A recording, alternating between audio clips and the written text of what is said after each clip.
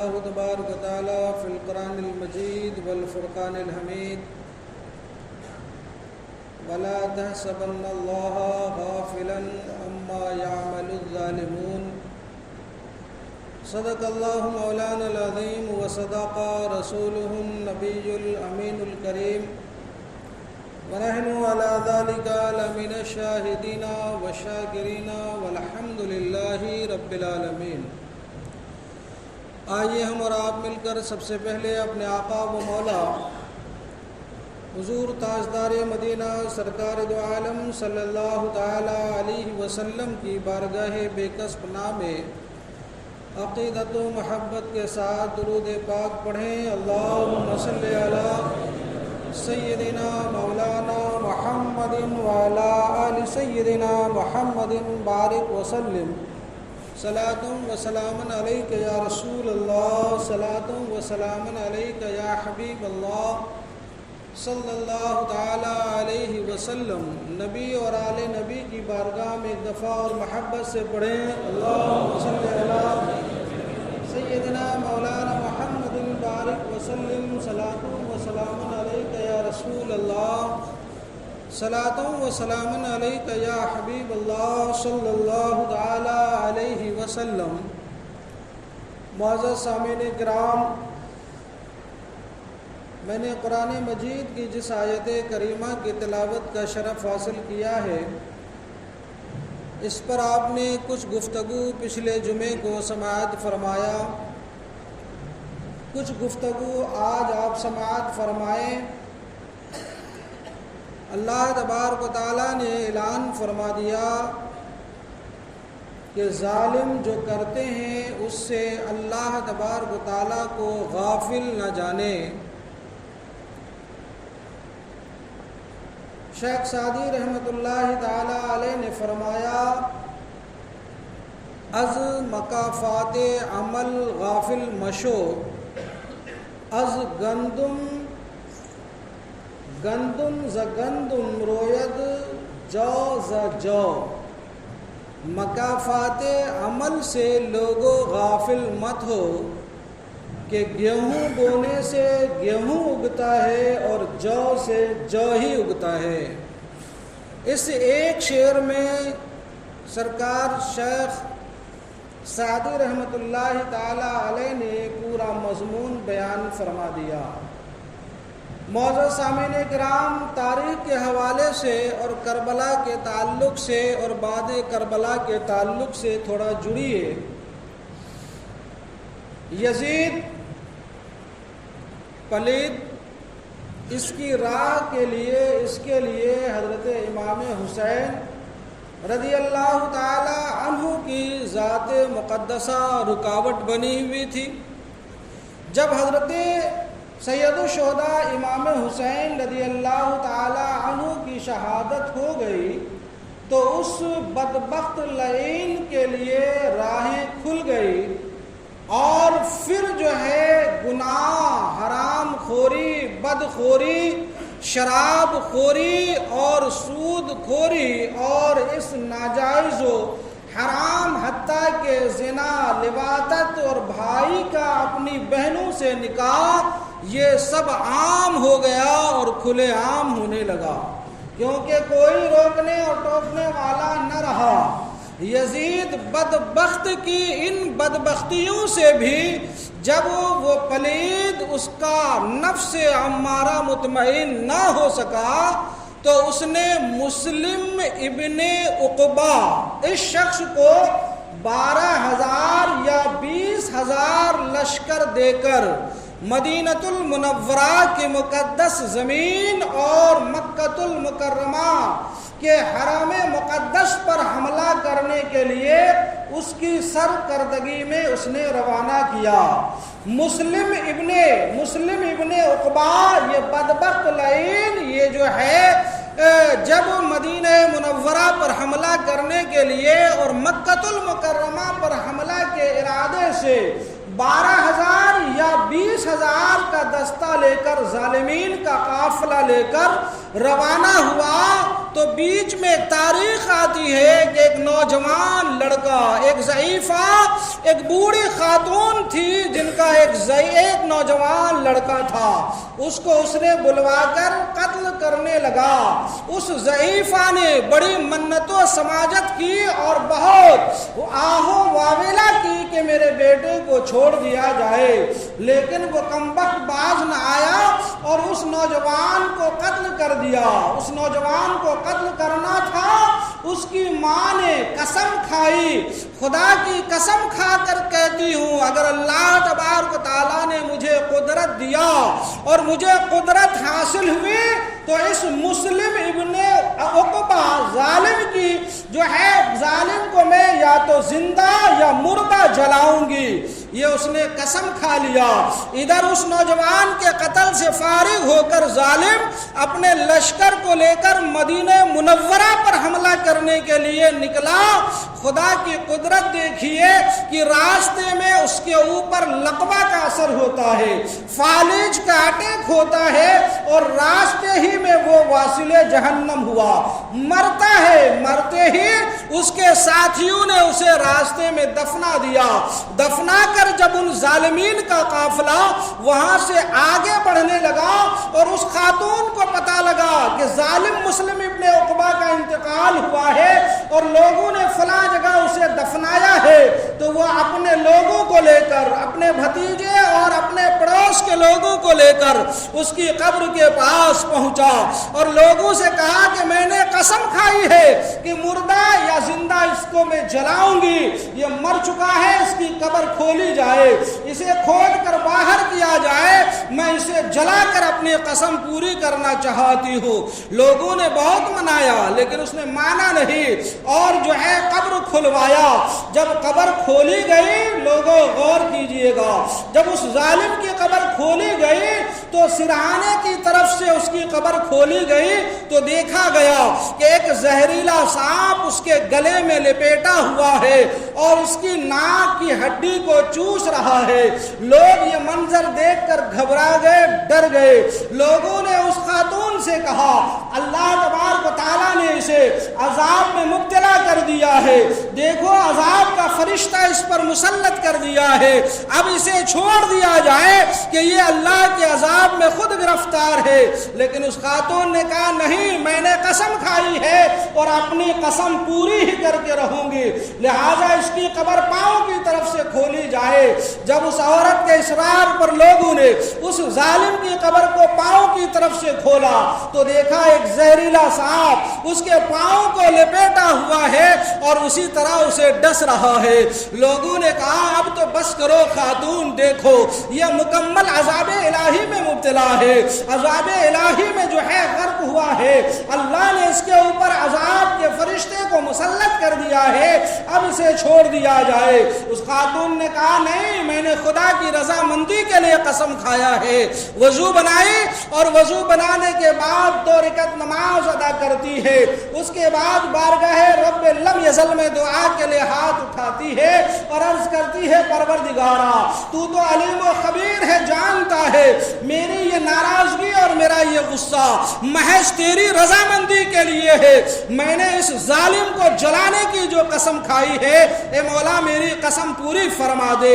یہ دعا کرنے کے بعد ہاتھ میں ایک لکڑی لی، قبر کے پاس آئی اور اس سانپ کے اوپر جو سانپ کے سرہانے کی طرف تھا اس کی دم میں ٹچ کیا۔ ٹچ کرنا تھا، وہ سانپ بغیر کسی چھیڑ چھاڑ کیے وہاں سے نکل گیا۔ پھر پاؤں کی طرف جو سانپ تھا اس کی دم میں جب لکڑی لگائی تو وہ بھی وہاں سے دور ہٹ گیا۔ اس کے بعد اس کی لاش کو نکالی اور اس خاتون نے لوگوں کے سامنے اس ظالم کی لاش کو جو ہے جلایا اور سب کے سامنے جلا کر خاکستر کر دیا۔ لوگوں کیا سمجھا؟ حضور شیخ سعدی فرماتے ہیں کہ مقافات عمل غافل مشو، اے لوگوں اپنے عمل کے بدلے سے غافل مت ہونا، جو ظلم کرے گا اسے ظلم کا بدلہ اٹھانا پڑے گا، جو برائی کرے گا اس کے برائی کے بدلے میں اسے برائی کا نتیجہ بھگتنا پڑے گا، جو دنیا میں نیکیوں کی راہوں پر چلے گا اللہ تبارک و تعالی اس کے اجر و ثواب کو کو دوگنا کر کے عطا فرمائے گا، اس کی دنیا بھی بھلی اور آخرت بھی بھلی ہوتی ہے۔ لیکن جو برا کرتا ہے وہ برا کر کے، کوئی کسی پر ظلم کرتا ہے ظلم کر کے، کوئی کسی کا دل دکھاتا ہے دل دکھا کر، کوئی کسی کے اوپر جبر و تشدد کرتا ہے، جبر و تشدد کرنے کے بعد کسی کا حق کھا جاتا ہے، اس کا حق کھا جانے کے بعد کسی کا حق مار جاتا ہے، اس کے حقوق مار جانے کے بعد ہرگز یہ نہ بھول جائے کہ میں تو بڑا باکمال طاقتور اور بازو قوت والا ہوں، میرے منہ میں زبان ہے اور اس میں قوت گویائی ہے، میری باتوں کا جواب دینے کی معاشرے میں بھلا کس کو مجال ہے؟ نہیں۔ اللہ تبارک و تعالی قرآن پاک میں اعلان فرما دیا، کیا اعلان فرمایا؟ یہ اعلان فرما دیا وَلَا تَحْسَبَنَّ اللَّهَ غَافِلًا عَمَّا يَعْمَلُ الظَّالِمُونَ، یہ ظالم اللہ تبارک و تعالیٰ کو اپنے ظلم سے، اپنے کرتوتوں سے، اپنی برائیوں سے، اپنے گناہوں کی غلاظتوں سے، اپنے گناہوں کی گندگیوں سے غافل نہ جانے۔ ہاں اللہ تبارک و تعالیٰ گناہ کرنے والوں کو، ظلم و زیادتیاں کرنے والوں کو، بد کرداریاں کرنے والوں کو، غلط راہوں پر چلنے والوں کو کچھ دنوں کے لیے مہلت عطا فرماتا ہے، وہ بھی مہلت اس دن کے لیے جس دن لوگوں کی آنکھیں پھٹی کی پھٹی رہ جائے گی، کھلی کی کھلی رہ جائے گی۔ لہٰذا مسلمانوں، اس تاریخ کربلا سے، ان ظالمین کے تاریخ سے اور ان لوگوں کی تاریخ سے ہمیں درس عبرت لینے کی ضرورت ہے، ہمیں سبق حاصل کرنے کی ضرورت ہے۔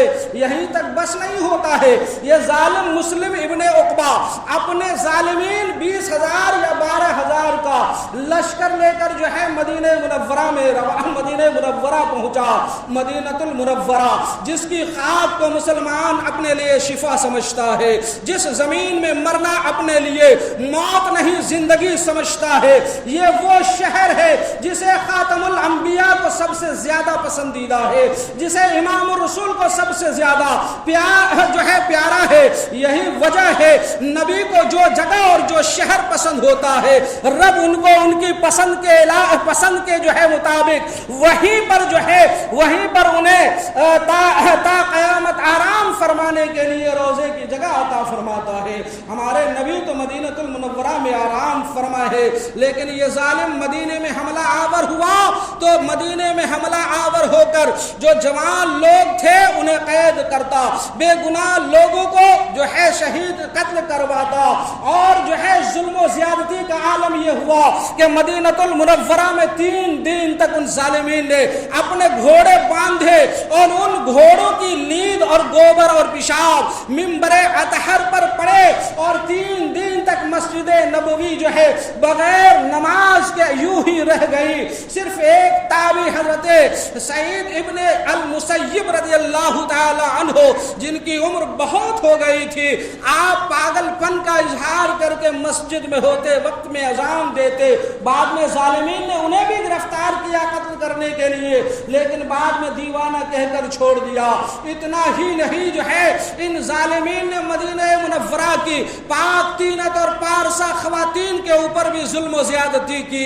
جب یہاں سے بھی پیٹ نہ بھرا مدینہ منورہ سے، پھر جو ہے مکہ المکرمہ گئے۔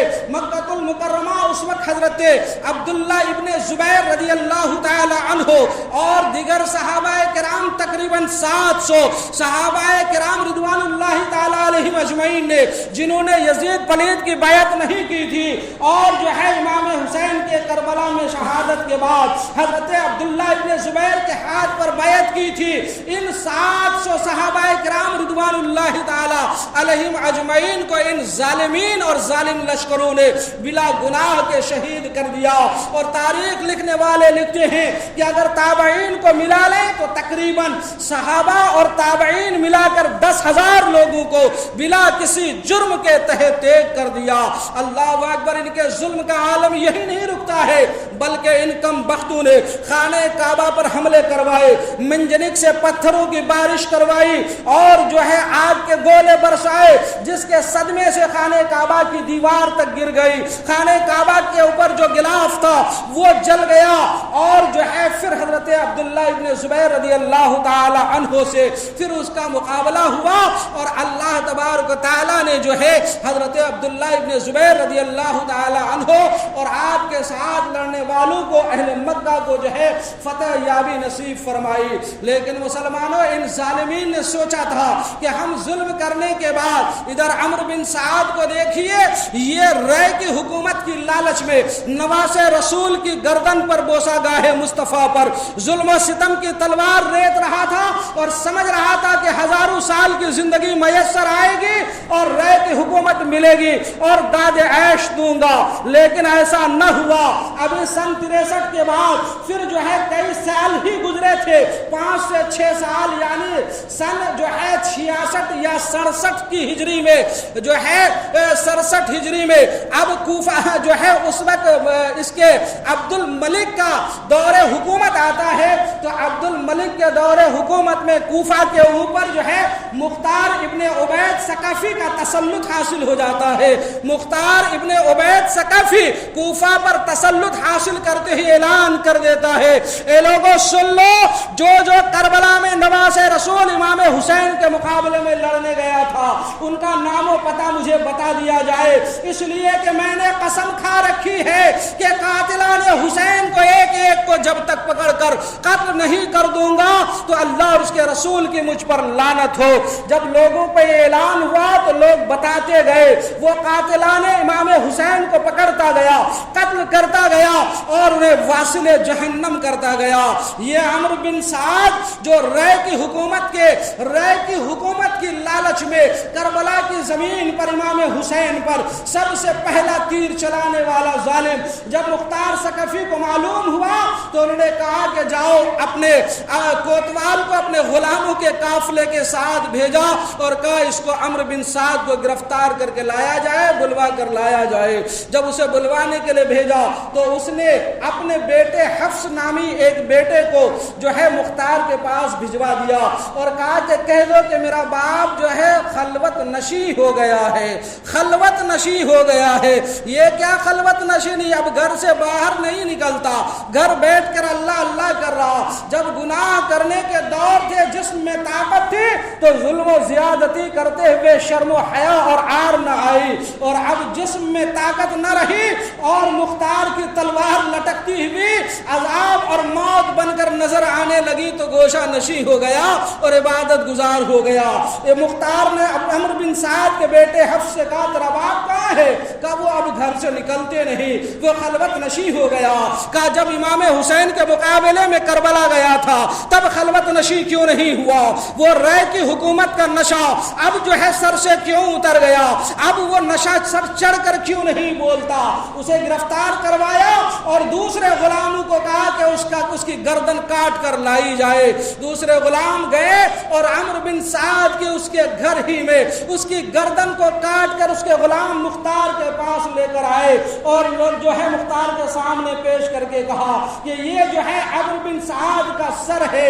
مختار ابن سعد نے جو ہے ابن سعد کے بیٹے سے کہا یہ سر پہچانتے ہو, یہ کٹا ہوا گلا پہچانتے ہو؟ کہا یہ میرے باپ کا سر ہے.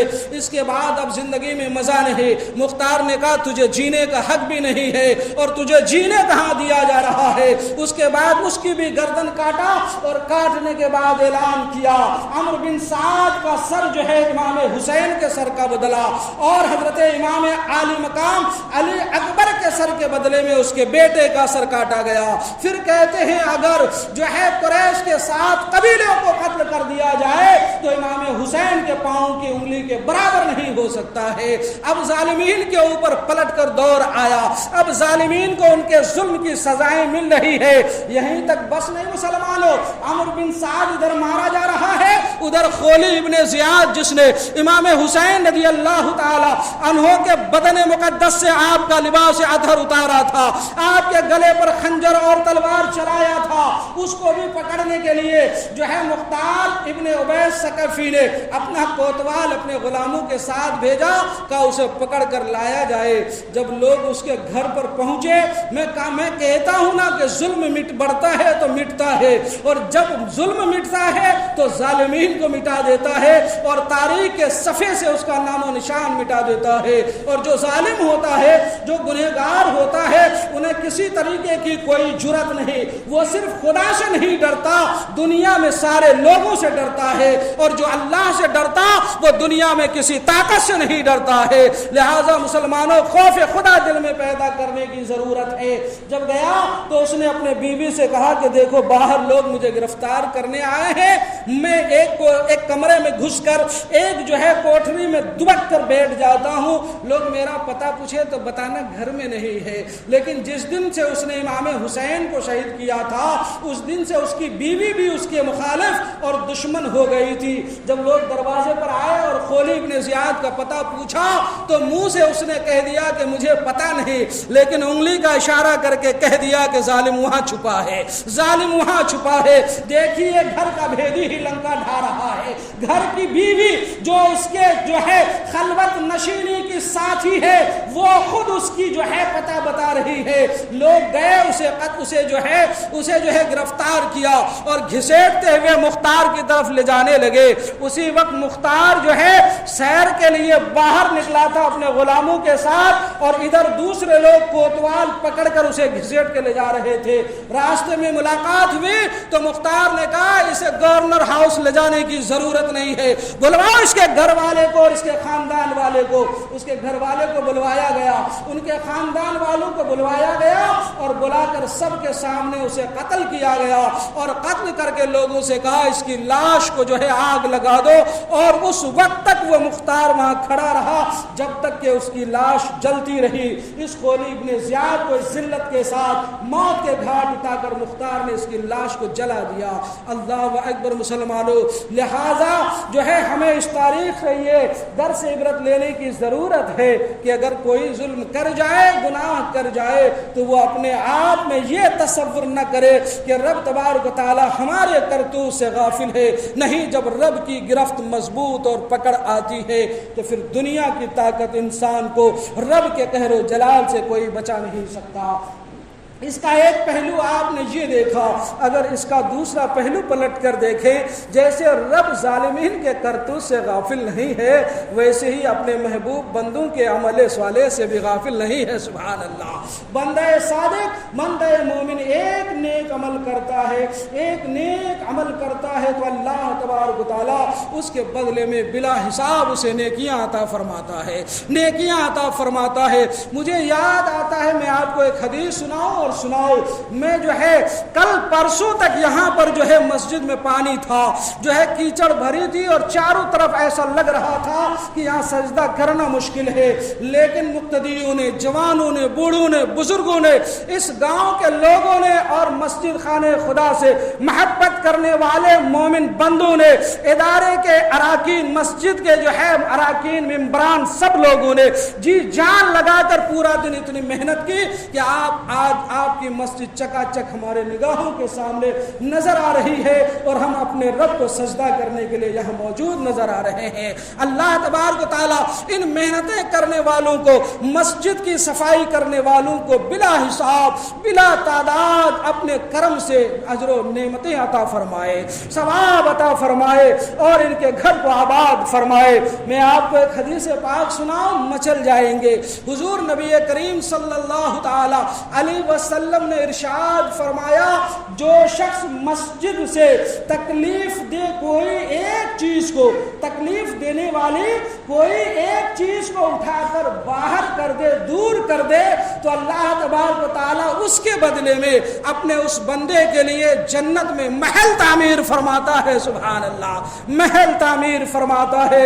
آفرین اور شاباش ہے میری طرف سے اے لوگوں آپ کو جنہوں نے مسجد میں اپنی جان لگا کر صفائی کا کام کیا، اور رب کی بارگاہ میں دعا ہے کہ مولا آپ کو اس محنت کا اجر و ثواب دنیا میں بھی عطا فرمائے اور آخرت میں بھی بلا حساب عطا فرمائے۔ سبحان اللہ۔ ایک حدیث پاک اور سن لیں تو گفتگو ختم کروں۔ ایک بار درود پڑھی، اللہم صلی علی سیدنا مولانا मुहम्मदिन बारिक वसल्लम सलातो व सलाम अलैका या रसूल अल्लाह सल्लल्लाहु तआला अलैहि वसल्लम। दोस्तों, अहबाबों, नौजवानों, बुजुर्गों, आप जहाँ कहीं भी रहें, खाने खुदा से बेपनाह मोहब्बत करें और अपने घरों से ज़्यादा इन खाने खुदा की हिफाजत करें। हुजूर हज़रत अबू हुरैरा रदियल्लाहु तआला अन्हु इस हदीस पाक के रावी है।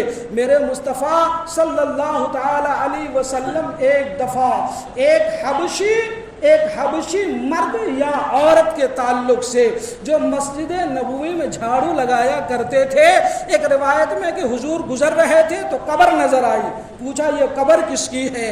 और एक सनद में ये है कि हुजूर ने पूछा कि फला कहाँ है। लोगों ने कहा हुजूर उनका इंतकाल हो गया। का इंतकाल हो गया, तुम लोगों ने मुझे क्यों नहीं बताया? उसकी कब्र कहाँ है, मुझे उसकी कब्र पर ले चलो।